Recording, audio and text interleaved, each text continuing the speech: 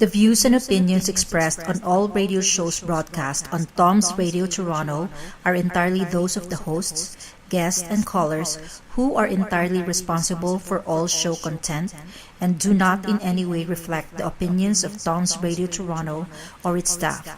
These broadcasts are presented and made public as entertainment and general information only, in the hope that they will be entertaining and informative to listeners. They are not intended to diagnose, treat, cure, or mitigate in any way any disease or condition, or to promote any specific lifestyle, belief, religion, political affiliation, or other personal practice, nor is the information presented necessarily accurate or verifiable. Tom's Radio is back. And of course, ito po ang inyong kabayan na Mondatol. And here is your news at 4. Top of the story at this hour, US $600 million gun, the biggest crypto theft in history. Hackers have stolen some US $600 million in cryptocurrency from the decentralized finance platform Poly Network in what is chased the largest step in the industry's history. A vulnerability in Poly Network allowed the thief to make off with the funds, the platform said yesterday, begging the attackers to return the money. The amount of money you hack is the biggest one in DeFi history. Poly Network wrote in a letter to the attacker it posted to Twitter. The money you stole are from tens of thousands of crypto community members. You should talk to us to work out a solution. Poly Network urged other members of the cryptocurrency ecosystem to blacklist the assets coming from addresses used by the attacker to siphon away the funds, which included a mix of various coins, including US $33 million of Tether. According to Tether CTO, the cryptocurrency exchange, Binance said it was coordinating with all our security partners to actively help. Poly Network links together the blockchains of multiple virtual currencies to create interoperability among them. Following the hack, Poly Network established several addresses to which it said the attacker could return the money. And it appears the hacker is cooperating. As of 7:47 a.m. Eastern Time today, Poly Network said it had received about US $4.7 million back. It was not immediately clear who was behind the hack or why the money is being returned. Regulators have increased the scrutiny of crypto platforms as investors pour billions of dollars into digital currencies. Senator Elizabeth Warren recently asked Security Exchange Commission Chair Gary Gensler to investigate the SEC's ability to oversee trading on crypto platforms. In response, last week, Gensler said, "Right now, I believe investors using these platforms are not adequately protected." Wow, $600 million US, eh? Biggest crypto theft in history. Naku, marami akong mga kaibigan. Nandito. Yung bitcoins pa, yun. Naku. Alam niyo na itong cryptocurrency business, mabigat to eh. May hirap kwanin to. Anyways, hindi para sa atin yan. Pang mahirap lang tayo. Pang 5-6 lang. Di ba, Marin Sendang? Nangingiti tuloy itong ko, Marin Sendang ko, tsaka yung aking pamangkin, yung isa sa pinakamaganda kong pamangkin, na nandyan po sa Texas. Monet B. Datol Garcia. Ayan, nanonood sila ngayon dyan sa Texas eh. Magandang panonood sa'yo, anak, Monet Tsaka yung anak mong maganda't gwapong hubby. Huh? All right. Well, Hochul, is it Hochul? New York's first female governor says she's ready to lead following Cuomo's exit. Naku, bumaba na pala itong si governor. Well, Dateline, Albany, New York. New York Lieutenant Governor Kathy Hochul said today, this morning, she was prepared to lead after Governor Andrew Cuomo he steps down. Hochul, who is set to take the reins of power in 13 days, gave her first public remarks a day after Cuomo's announcement that he would step down rather than face a likely impeachment trial over allegations that he sexually harassed several women, including one who accused him of groping her breast. While it was not expected, it is a day for which I am prepared, says Hochul, 62, a Western New York Democrat who has held multiple offices but is unfamiliar to many New Yorkers. Cuomo, 63, announced yesterday or Tuesday that he would step down rather than face a likely impeachment trial over allegation which he denied. Cuomo has continued to deny that he touched anyone inappropriately and said his instinct was to fight back against claims he felt were unfair or fabricated. But he said that with the state still in a pandemic crisis, it was best for him to step aside so that the state's leaders could get back to governing. That job will fall to Hochul, who served briefly in Congress representing a Buffalo area district, but purposely kept a modest profile as lieutenant governor in a state where Cuomo commanded and demanded the spotlight. Nga naman, puro si Cuomo na lang. Para yung kilala ko sa Pilipinas, nga pag kumikilos, naglalakad, na kung saan nagpupunta, mayor ng Maynila, may kasama laging camera, no? Parang yung true to life, ano ba yung tawag doon? Real life, ay sa kanya politics sinasabi niya hindi. Sabi si Coix. Kapangalan pa nung isang pamangkin ko Coix. Republicans have urged the Democratic-controlled legislature to go ahead with impeachment, possibly to prevent Cuomo from running for office again. Kaya nga nag-resign yan That's why he stepped down, because if there will be no impeachment complaint filed against him, he could still run. Pwede pang tumakbo yan uli sa susunod na election as governor of New York State. All right.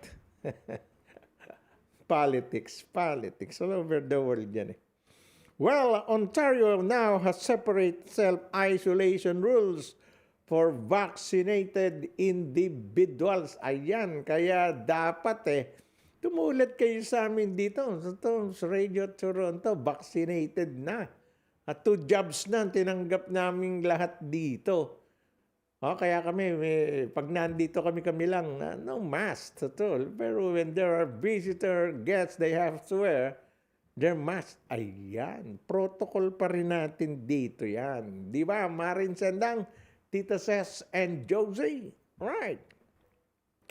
Individuals who have not been vaccinated will be required to self-isolate if exposed to COVID-19, even if they test negative, while those with both shots will not.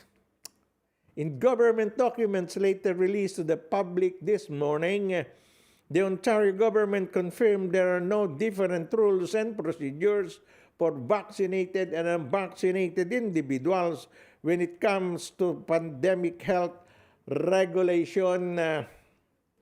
What happens if you are exposed to COVID-19?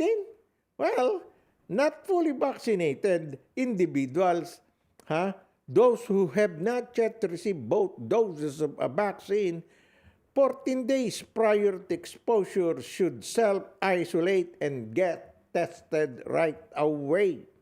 Individuals must self-isolate for 10 days regardless of whether or not the test returns negative. It is also recommended they take another COVID-19 test on or after 7 day or day 7 of the self-isolation process. Those fully vaccinated, well, individual is experiencing symptoms if a fully vaccinated individual is experiencing symptoms of COVID-19, they must self-isolate and get tested right away. If the test returns positive, they must follow similar self-isolating rules. If it is negative, they can discontinue self-isolation once symptoms have improved in at least 24 hours or 48 hours if the symptoms are gastrointestinal. Nakakain lang yan ng mga kung anik-anik. If a fully vaccinated individual is not experiencing symptoms of COVID-19 after being exposed to the virus, they are not required to self-isolate. Although they should still get a test, they may also be required to get a second test. For the next 10 days, they will just be required to self-monitor for symptoms. Well, the government document adds that self-isolation still may be required at the discretion of the local public health unit. Ayan, fully vaccinated household will not need to self-isolate regardless of whether or not the exposed individual is experiencing symptoms. However, if a household member is not vaccinated and the exposed individual is vaccinated and is experiencing symptoms, the household members will be required to self-isolate until the exposed individual receives a negative test. Well, those unvaccinated household, if both the symptomatic exposed individual and household members are fully vaccinated, they will all be asked to self-isolate while waiting for test result. If the exposed individual is not showing symptoms of COVID-19, household members should stay home and except for essential reasons during the isolation period. So, isa lang po ang ibig sabihin nito, mga kababayan, and of course, those friends, Canadians, who are listening and watching us, have yourself vaccinated twice. Ayan. Fully vaccinated people, they're not required to do anything. Alright? Self-regulation lang yun. Titingnan mo lang yung sarili mo. Pakiramdam mo, whatever symptoms that you feel. You are fully vaccinated, then higher protection. Anyway, sa eskwelahan, because the school is opening September 3, and Ontario releases it releases new school COVID guidelines on self-isolation, outbreaks, and cohort. This measles, naglabas na rin po ang Ministry of Education tungkol dito. Well, the Ontario government has released new guidelines confirming different isolation rules for vaccinated students and staff, while also outlining what may happen in the event of COVID-19 outbreak at a school this fall. The document released late Wednesday morning and entitled COVID-19 Guidance, School Case, Contact and Outbreak Management states that individuals who are fully vaccinated and asymptomatic are not required to isolate after a high-risk exposure to the virus. Therefore, they do not need to be dismissed from school. Ayan. Hindi kayo paaalisin, pauuwiin. Bakunado eh. Yun po ang ganda ng mga nabaknahan na. Kaya we are calling the attention of those people who have not yet received any jab or any vaccine. Have yourself vaccinated. All right? Okay. Those who are not fully immunized and were exposed to COVID-19 as a high-risk contact must isolate for 10 days. The guidelines indicate testing is recommended on day 7 of their isolation period, and the isolation should begin the last day of the known exposure. Ayan. Well, the new guidelines coincide with remarks that Chief Medical Officer Dr. Kieran Moore made in July, outlining that staff and students who are fully vaccinated should anticipate minimal interruptions at school if they are exposed to a high-risk contact. In contrast, Moore said the unvaccinated individuals would have to isolate for at least 10 days and provide 2 negative COVID-19 tests 7 days apart before returning to the schools. Yan po ang pagkakaiba naman dito sa Canada at sa Pilipinas. O siguro sa ibang bansa. Sa Pilipinas po they are not allowing children 17 down upang mabakunahan na ng anti-virus vaccine. Dito may bakuna na yung mga bata. Kaya nga tinatanggapin na yan sa school face-to-face schooling. Ngayon, start ng fall, September. Alright? At palagay ko po okay na yun sapagkat maraming naburyong ng mga estudyante the last months. Ang dami po. Tagal-tagal na hindi sila nag-aral. Online learning. And I asked several friends na may mga anak. Sabi nga nila, tumigas ang ulo Nagiging pasaway. Bugnutin. I even asked my partner in What's the Kid Says and Play, a junior as law. Well, I said he was bored during the online learning and he wants to have face-to-face schooling, which was granted by the provincial government starting September 3. Kids will be going to school. All right, junior. All right. Well, one more news about a Canadian in prison in China. What happened? All right, let's hear this. China sentences a Canadian businessman to 11 years in prison for what? For spying. We will be discussing that news after we return from break. Some words from our friends.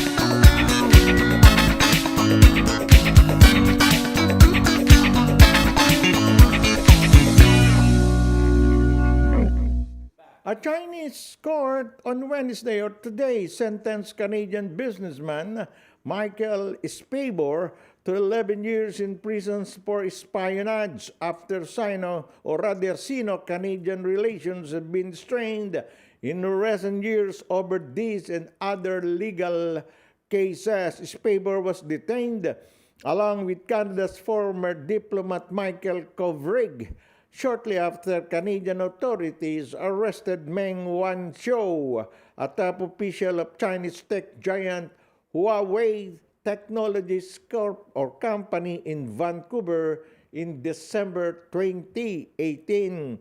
The detention of the two Canadians was widely regarded as China's retaliation for Meng's arrest. She was detained by Ottawa as requested by Washington on U.S. fraud charges linked to an alleged breach of sanction on Iran. On Tuesday or yesterday, a Chinese court also rejected Canadian Robert Schellenberg's appeal against his death sentence for drug smuggling, prompting Foreign Minister Max Garneau to criticize the sentence arbitrary nature. So nakita naman po natin ganon katindi ang naging banatan ng China at ng Canada after the detention of Meng Wanzhou. Well, she's an official of Huawei Technologies Company. We don't know yet. Of course, 11 years in prison. I don't know if there is an appeal court in China. There is, probably. They will appear, or rather make an appeal for that 11-year prison term for spying. Anyway, he's a businessman. As if we are watching a Netflix spy action movie here. At any rate, let's see, tingnan po natin kung anong mangyayari dito. Kasi para kang nanonood ng movie rito eh. Well, ito po isang nakagigimbal na balita para sa lahat ng Christian or Kristiyano sa buong mundo. Pope Francis nakatanggap ng sulat na may 3 bala ng 9mm. Well, humiling ng panalangin ng simbahang Katoliko para sa kaligtasan ni Pope Francis kaugnay na natanggap na liham niya na may kalakip na 3 bala sa Vatican City. Sinabi ni Manila Archdiocese Jose Cardinal Advincula na ipanalangin ng mga mamamayan ng seguridad para sa Pope Francis laban sa anumang banta ng kaharasan sa lipunan. Ang mensahe ng kardinal ay kaugnay sa ulat na pinadalhan si Pope Francis ng liham na may French stamp na naka-address sa The Pope, Vatican City, St. Peter's Square sa Roma na naglalaman ng 3 bala ng 9mm at mensahe kaugnay sa financial operations ng Vatican ayon sa ulat ng mga otoridad sa Milan. Well, ipanalangin natin ang nahipuin ng Diyos ang puso ng mga taong naghahasik ng takot, karahasan, kasinungalingan at lumalabag sa karapatang pantao, anang kardinal sa panayam ng Church Run Radio Veritas. Patuloy ang sinasagawang investigasyon ng pulisya sa insidente at isang hindi pinangalanang French national ang suspect. Noong Mayo 13, 1981, kung inyong natatandaan ay binaril si St. John Paul II sa St. Peter's Square habang nagsasagawa ng kanyang lingguhang general audience. Nakaligtas ang Santo Papa habang nadakip naman ng suspect na si Mehmet Ali Agca, isang Turkish national na gumamit din ng 9mm Browning automatic na uri ng baril.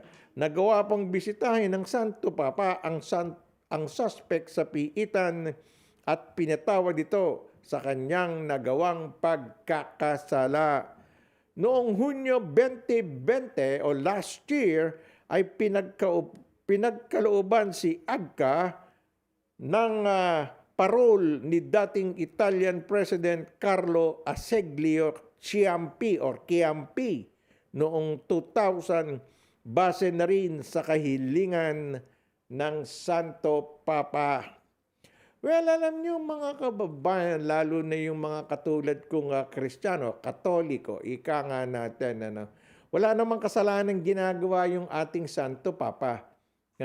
Pero talaga pong may mga tinatawag nating hindi maintindihan ng takbo at galaw ng kanilang katawan at lalo na, isipan meron yung ganitong taong pagtatangkaang patayin, takutin, patayin, ang pinakamataas na namumuno sa Kristiyandom? Bakit ganon? Ika nga, mga antichrist ba yung mga to? Hindi naniniwala sa Diyos. Kasi kung maniniwala sa Diyos siya, bakit nila papatayin yung Papa na simbolo? Siya po ang Ama, ang namamahala sa mundo ng mga Kristiyano. Hindi naman nakikialam ang Kristiyano sa lahat ng mga taong hindi naniniwala, pinagdadasal pa nga ng Papa, Santo Papa, ang lahat ng mga nilalang, lalo yung hindi naniniwala sa Diyos, sa Kanya, sa kay Kristo.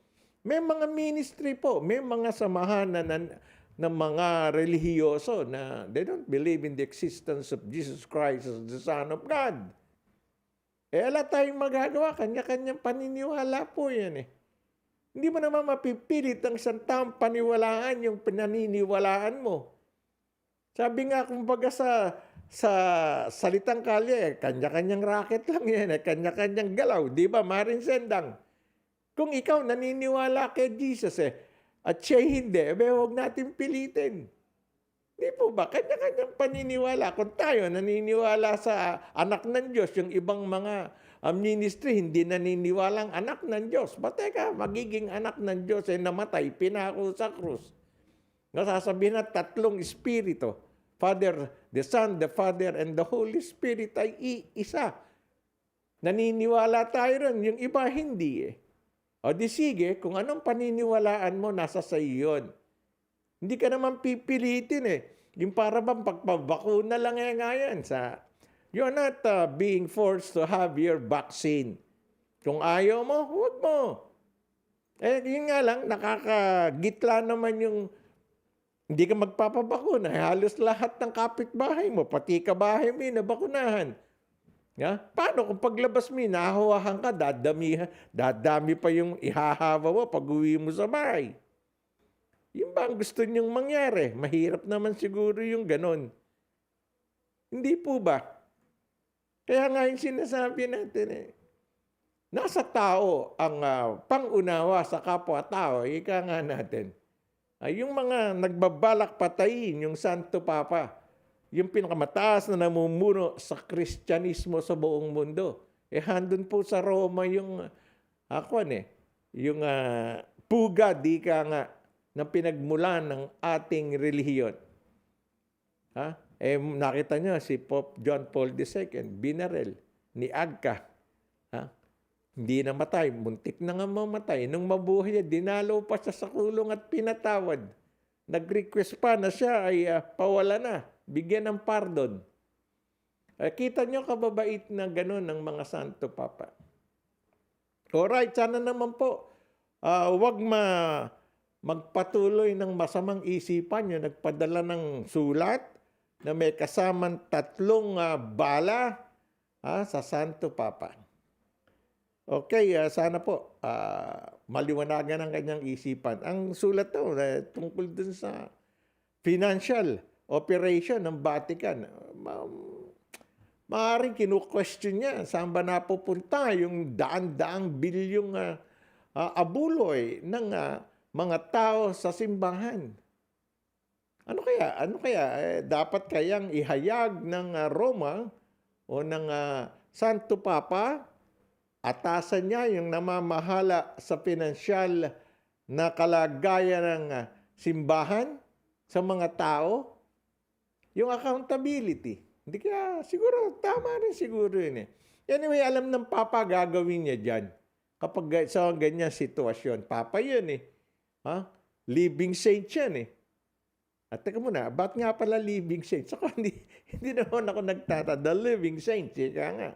Santo Papa nga tawag. Pero it takes years pa. Pag namatay na yung santo, saka nagiging santo pag gumawa daw ng mga himala. Himala, sabi naman sa pelikula ni Nora Honor, walang himala.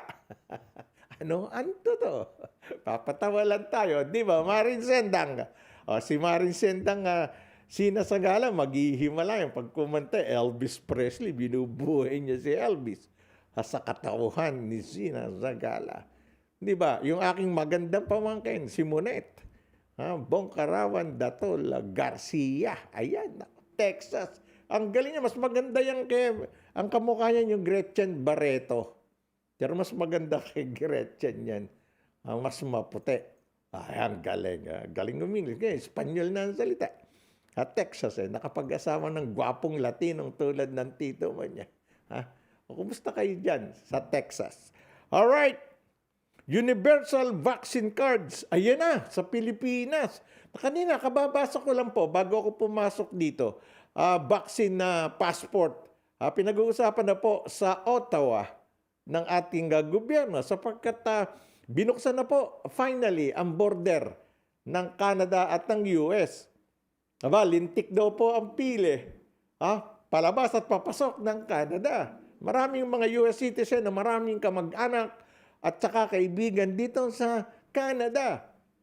Nakapapasok na sila. I don't know kung hinahanapan yata ng yung mga paper, vaccination na paper, yung gano'n. Kaya naisip siguro, sa buong mundo, maggawa na ng vaccine na passport. Ika nga, siguro, mas maganda. Nihintayin po natin kaganapan niya at kailangan magkaroon tayo niyan. If you want to go back to the Philippines, sapagkat naghahanap yata sila ron. May sarili silang vaccine card. Yung vaccine card po sa Pilipinas, kaya po naisip nila to, siguro, universal vaccine cards na hindi kinilala sa Hong Kong, yung nadala-dala po ng ating mga OFWs na bumabalik Hong Kong para magtrabaho. Dang kasi ba naman Dang kasi, iba-ibang nakapirma kung saan-saan nanggagaling yung mga papeles nilang vaccination card. Meron sa Maynila, Quezon City, Bulacan, kung saan-saan. Nagulat siguro yung immigration. What is this document? Halimbawa, sunod-sunod yung Pilipinong papasok ng Hong Kong. Kaya nakalagay doon, kailangan mo yung magpresenta ka ng dokumentong na bakunahan ka na sa Pilipinas. Kung sa Pilipinas, lulusot yun makakaalis. Kasi nga, alam ng mga immigration officers natin kung saan yung Maynila, kung saan yung Quezon City, kung saan yung Bulacan, kung saan yung Baguio, Kalinga, Apayao. Halimbawa, doon, Tugiga raw, nag-issue ng vaccination card yan. Hindi alam sa Hong Kong. Pinakamahirap pong lusutan yung Hong Kong. Ilang beses na pong ilang nagdadaan dyan sa Hong Kong Mahigpit talaga dyan ang immigration nila. Because you cannot talk them to English. Konti lang di po ba? Whatever they want to express, yun lang. Pero mag-i-explain ka sa kanila, no, hindi ka nila papansinin. Lalo na pag ibang dokumento hinahanap sa hindi mo maipakita. It's so hard. Hindi nga tinanggap ng, I don't know what happened then. Nireport yun ng ating Foreign Affairs Secretary, si Teddy Boy Locsin. Kaya nga ito, dapat na raw magkaroon ng universal vaccine card na magpapatunay na kumpleto na ang bakuna laban sa COVID-19 at kikilalanin maging sa labas ng bansa. Ito ay inihayag ni Presidential Spokesperson Harry Roque matapos mapaulat na hindi umano kinikilala ng gobyerno ng Hong Kong ang vaccine card ng mga overseas Filipino workers na bigay ng mga local government units. Yun ang sinasabi ko. Kung iba-iba yung nakapirma, iba-ibang lugar. Nagugulumihanan yung mga gugulumihanan salitang Nueva Ecija at Cavite yun At saka, Bulacan at saka Batangas. Ayon kay Roque, sa pagkakaalam niya ay gumagawa na ng paraan ng International Air Transport Association o IATA at iginigit na niya sa Department of Health na makipagtulungan sa World Health Organization para magkaroon ng standard vaccination cards na tatanggapin ng lahat.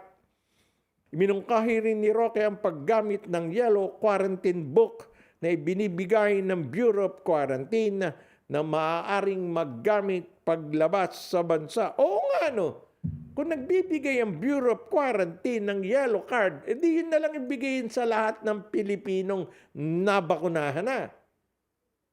Hindi po ba? Para isa na lang. At saka bakit dilaw na naman? Ala na ba ibang kulay sa Pilipinas? Lahat yellow.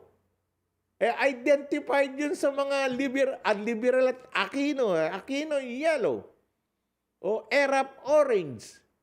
O di po ba? Bakit hindi? Ano bang kulay ng Pilipino talaga?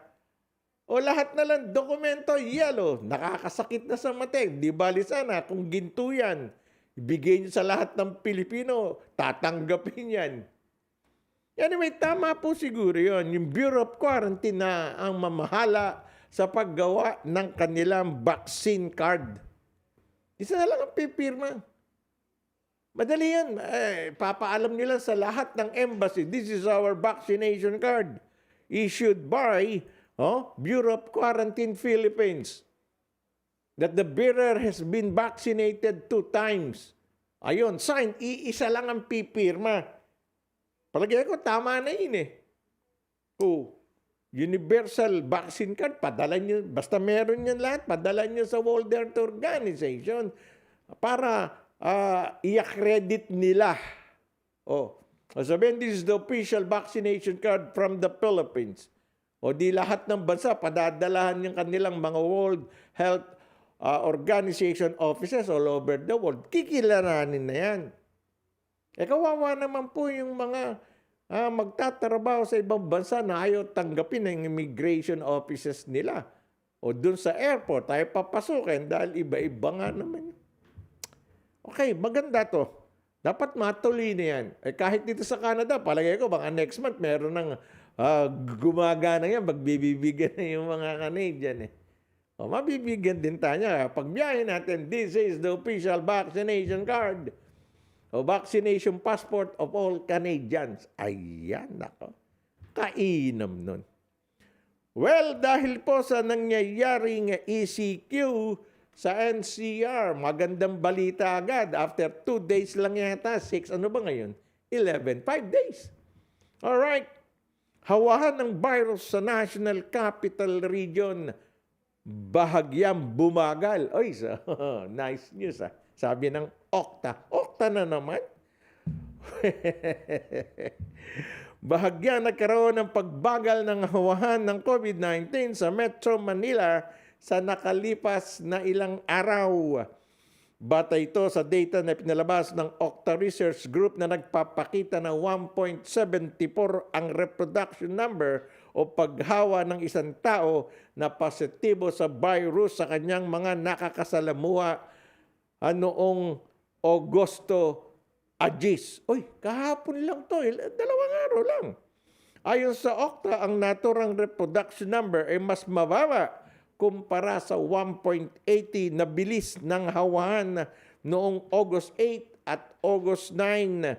Nitong August 10, umabot sa 2,168 ang kaso ng COVID-19 sa NCR kumpara sa 2,848 at 2,297 noong August 8 and 9. Bumaba nga ng konti, no? Gayunpaman, sinabi ni Professor Guido David ng Okta, hindi pa nila masabi kung magtutuloy-tuloy ang trend na ito dahil maaga pa para sabihin na may pagbagal nga sa hawahan. Sa report ng Okta Research, posibleng pumalo rin ng 70% ang mga occupancy rate ng mga hospital bed tulad ng ward, ICU at emergency room kung hindi bababa ang bilis ng hawahan ng virus sa Kalakhang, Maynila. Sana nga po, dire-diretso na yan. Isang araw lang yata, kita, bababa na ng, although mabagal yung pagbaba, isang araw pa lang. Pero nag-start to ng August 6 eh. Ibig sabihin, habang tumataas mo hanggang August 20, yan, 2 weeks eh. Pababa ng pababa, sana nga po. Sana nga po para matapos na ECQ, mahigpit ang ECQ. At talagang yayariin kayo ng mga nagbabantay sa sa checkpoint, sa mga border po ng lahat ng syudad at munisipyo or munisipalidad. Hindi lang sa NCR, kundi sa mga karatig probinsya. Huwag niyo pong hamunin. Huwag niyo pong biruin. Maganda sana kung magpabakuna na lang kayo. Kaya po na sinasabi natin sana, ganyang nasa ECQ. Yung pagbibigay po ng ayuda, bahay-bahayin nyo na nga para bigay nyo ang pera at saka bakuna. O di package deal. Pera at bakuna. Sa mga tahanan. Ayan, ano ang tingin nila doon? Hindi ba maganda yon, Marin Sendang? Palagi ko, napakaganda sana package deal. Pera at bakuna sa inyong tahanan. Di ba mas maganda? Kahit saan mo silipin yun. Ang ganda sana nun. Pinackage nila. Ewan ko, alang sumusunod Pinapupunta talaga sa mga barangay. Kung yung barangay ang pumunta, sa kanilang mga nasasakupan, di ba mas maganda yun? Nagtatrabaho ba yung barangay? O ayaw ba nyo nun? Makapangangaman dyan ka. Makapangangampan dyan kayo indirectly. Ayan. O di po ba? Kung ayaw nyo, huwag nyo. Ala naman pilitan dito sa buong mundo Ng iba nga, ayaw nga magpabakuna. Sabi nila, nagiging zombies daw. O after ilang taon. Hindi ko na kailangan yung maghintay pa ako ng 2 taon sinasabi niya. I want to enjoy my life to the fullest. Ako mismo yun. Ang gusto ko, that's my choice. May edad na kami. Pamilya ko, andyan masaya naman. Edi okay lang. Whatever happen will happen. Alang makapipigil sa anumang gusto ng Panginoon Diyos sa lahat ng kanyang nilalang. Di po ba? Ayan. Yung pong hindi pa nababakuna, pabakuna na kayo. Well, bata itinago sa kahon para makalusot sa quarantine checkpoint. Ibang klaseng balita ito. Well, babalikan po natin pag-uusapan ng balitang to after some words from our friends. Take a break, DJ.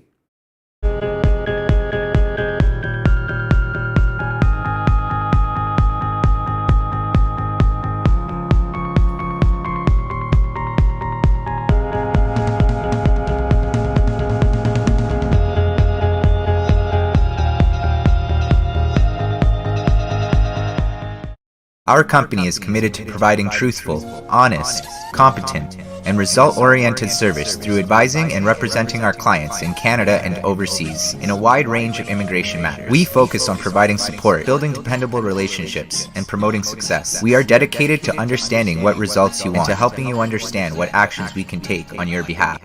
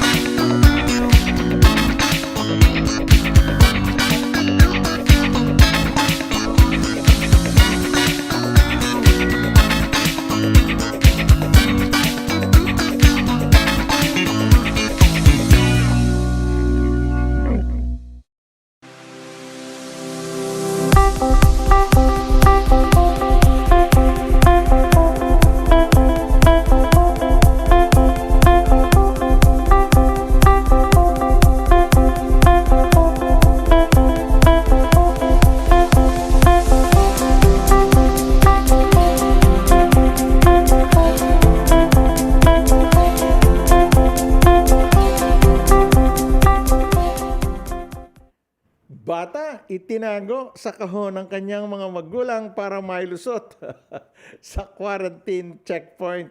Well, bistado ang ginawang pagtatangka ng isang mag-asawa na mailusot sa quarantine checkpoint sa hangganan ng San Pablo, Laguna at Tiaong, Quezon ng 5 taong gulang nilang anak na itinago sa kahon. Ang bata kumaway pa sa mga otoridad nang makita siya. Well, sa ulat ng GMA News 24 oras kanina, Miyerkules, sinabing ang mga tauhan ng Highway Patrol Group ang nakapansin sa kahon na nasa sidecar ng mag-asawa na galing sa Quezon.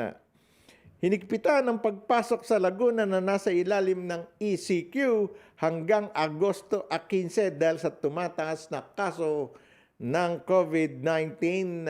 Nasa ilalim naman ng GCQ ang with heightened restriction ang probinsya ng Quezon. Ayon kay Dina Mendoza, namumuno sa Highway Patrol Group na nakatalaga sa checkpoint, idinahilan ng mag-asawa na may kukunin silang mga gulay sa San Pablo, Laguna.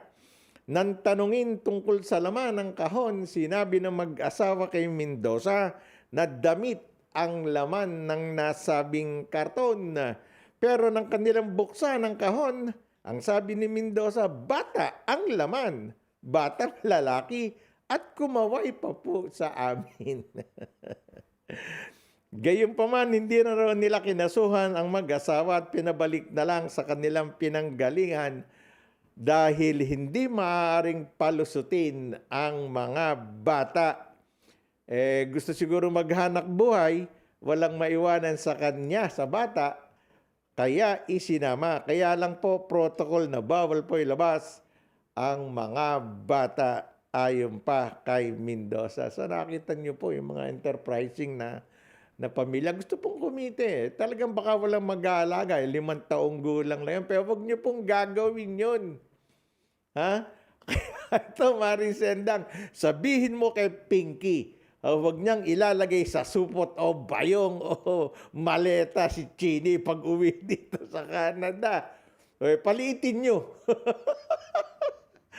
Natatawa ko.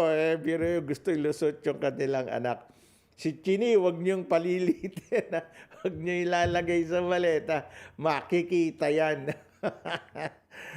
Anyway, balitang sports after the show ay lumipat na po sa Miyerkules edition ang Hopman Law Show is featuring our new black-timer attorney Jennifer Hopman. 5 to 6 po after my show. Well, sports, Diaz optimistikong may weightlifting sa Paris Olympics.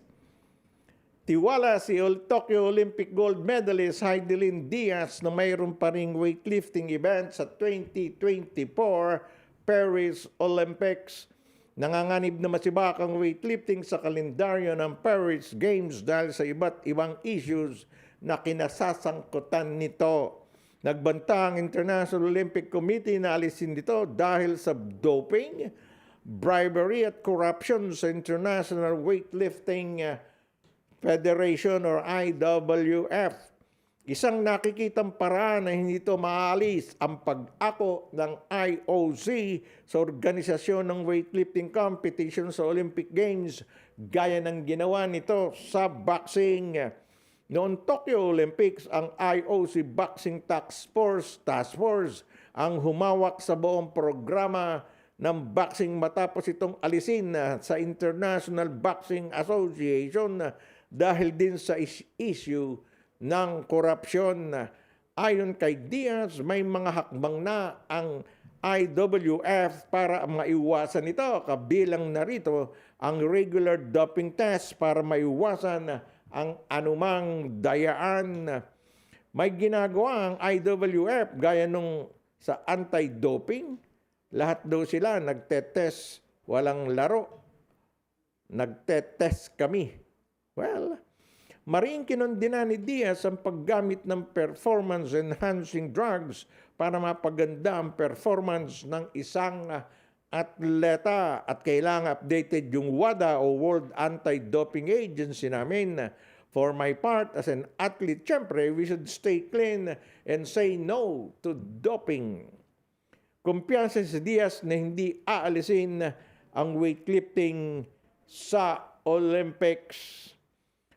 Well, Pinoy athletes, meron tayong padadala, mga Pilipino, sa Tokyo Paralympics. Well, matapos ang Tokyo Olympics, tututok naman ang Pilipinas sa kampanya ng differently abled athletes sa prestihiyosong Tokyo Paralympics na tatakbo mula Agosto 24 hanggang Setyembre 5.